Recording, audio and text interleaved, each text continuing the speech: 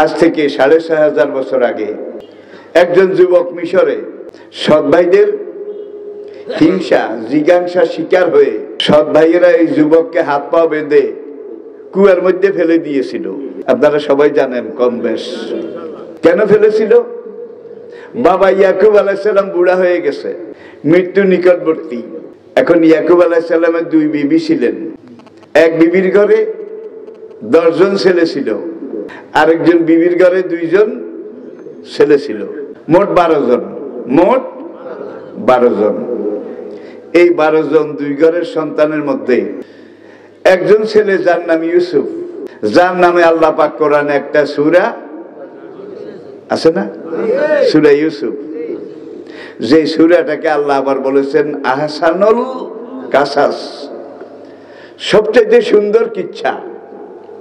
কিচ্ছা শোনাবার খাতিরে কিচ্ছা নয়, শিক্ষা গ্রহণ করার জন্যে আমি আল্লাহ এই কিচ্ছা, এই কাহিনী, এই ঘটনা লহে মাহফুজ থেকে ওহী হিসাবে শেষ নবী মুহাম্মদ সাল্লাল্লাহু আলাইহি ওয়াসাল্লামের উপরে নাজিল করেছি। কিয়ামত পর্যন্ত যত উম্মত আসবে, যত মানুষ আসবে, সবার জন্য যেন এটা সুপার মডেল হিসাবে কাজ করে।